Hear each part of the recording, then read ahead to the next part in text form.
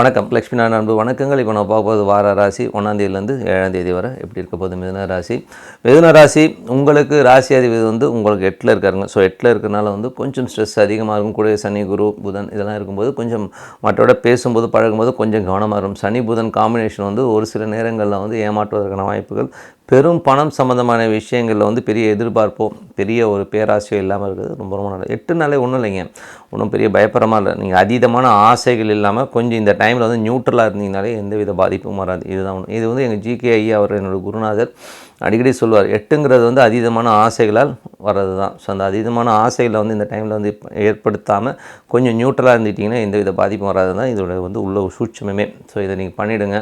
மற்றபடி 2ஆம் இடத்தை வந்து 8ஆம் அதிபதி பார்க்கும்போது தேவையில்லாத பேச்சுவார்த்தைகள், தேவையில்லாத விஷயத்தை வந்து தர்க்கம் பண்ணுறதுக்கான விஷயங்கள்லாம் இருக்கும். ஸோ அதனால் கொஞ்சம் பார்த்து நடந்துக்கணும். 3ஆம் அதிபதி சூரியன் வந்து பார்த்திங்கன்னா 9ல் இருக்கிறதுனால நிறைய அலைச்சல்கள், பொருளாதார ரீதிக்காக கொஞ்சம் வந்து ட்ராவல் ஜாஸ்தி இருக்கும். வெளிநாட்டில் இருக்கவங்களுக்கு நல்ல ஒப்பந்தம், நல்ல விஷயங்கள், நல்ல மாற்றங்கள்லாம் இருக்கும். பட் அதனால் வந்து நமக்கு அலைச்சல்கள் கொஞ்சம் ஜாஸ்தி இருக்குங்கிற ஒரு எண்ணங்கள் இருக்கும். ஸோ அதனால் வந்து கொஞ்சம் தொழில் ரீதியான விஷயங்கள் வந்து ரொட்டேஷன் இந்த மாதிரி விஷயங்களுக்காக சில அக்ரிமெண்ட்ஸ்லாம் சைன் பண்ணுவீங்க. ஸோ அதெல்லாம் வந்து கொஞ்சம் பர்ஃபெக்டாக பார்த்து பண்ணிக்கிறது ரொம்ப ரொம்ப நல்லது. வீடு சொத்துக்கள் சார்ந்த விஷயங்கள்லாம் வந்து ரொம்ப கவனமாக இருக்கணும்.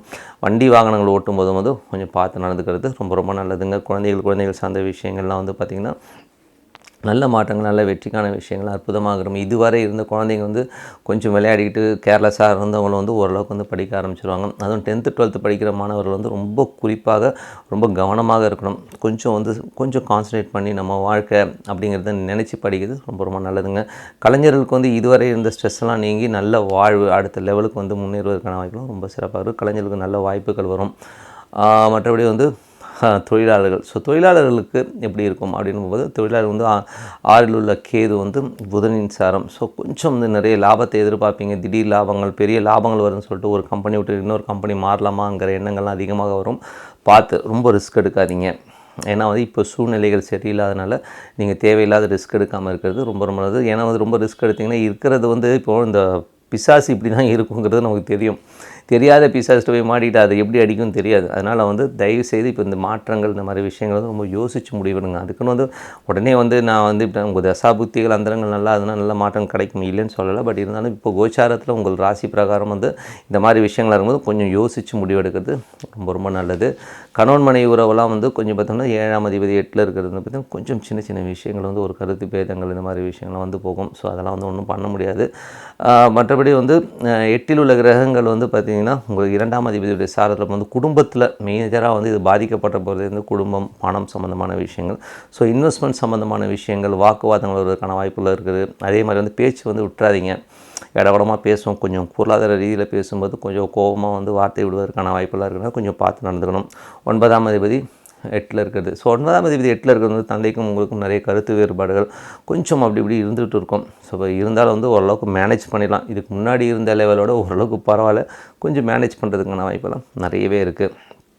மற்றபடி தொழில் சம்மந்தமான விஷயங்கள் 10ஆம் அதிபதி குரு வந்து பார்த்திங்கன்னா உங்களுக்கு 8ல் இருக்கணும். திடீர் லாபங்கள், பெரிய லெவலில் வந்து லாபங்கள் சம்பாதிக்கணுங்கிற எண்ணங்கள் வரும்.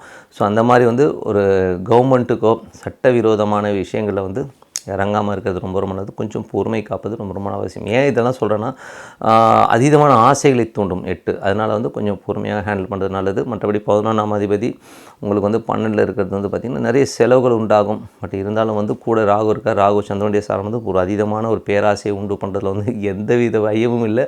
கண்டிப்பாக அதை தூண்டி விடும். ஸோ கொஞ்சம் பொறுமையாக இருங்க. வெளிநாட்டில் இருக்கவங்க நல்ல வாய்ப்புகள், நிறைய பணம் சம்பாதிக்கான வாய்ப்பெல்லாம் இருக்குது. ஸோ இருந்தாலும் ரொம்ப உஷாராக இருக்க வேண்டிய காலகட்டம். யார்ட்டையும் வந்து வாக்குறுதிகள் கொடுத்து மாட்டிக்கிறதுக்கான வாய்ப்பு இருக்கிறனால கொஞ்சம் பார்த்து நடந்துக்கணும். மற்றபடி இந்த வாரம் வந்து என்னென்ன விசேஷம் பார்ப்போம். 2ஆம் தேதி அன்றைக்கி சதுர்த்தி, சங்கடகர சதுர்த்தி. அன்னைக்கு வந்து என்னென்னா விநாயகருக்கு வந்து ஒரு அருகம்புல் போடுறது, ஸோ பூஜைக்கு தேவையான ஏதாவது சாமான்கள் வாங்கி கொடுக்கறது வந்து ரொம்ப சிறப்புங்க. அப்படி பண்ணிங்கன்னா உங்களது அந்த சங்கடங்கள் நீங்கும். அதாவது என்ன கடன் வழக்கு இந்த மாதிரி விஷயங்கள்லாம் நீங்கி சிறப்பான வாழ்க்கை சூப்பராக இருக்குங்க. 4ஆம் தேதி அன்றைக்கி சஷ்டி, குழந்தை வரம் வேண்டி முருகருக்கு அந்த விரதம் இருந்தீங்கன்னா குழந்தை வரம் கண்டிப்பாக கிடைக்குங்க.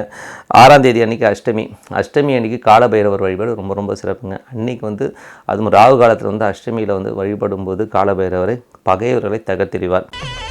ஸ்ரீ குபேரன் டிவியை பார்த்தமைக்கு நன்றிகள். மேலும் இது போன்ற தகவல்களை தெரிந்து கொள்ள ஸ்ரீ குபேரன் டிவியை சப்ஸ்கிரைப் செய்யுங்கள். மறக்காமல் பெல் ஐக்கானை கிளிக் செய்யுங்கள்.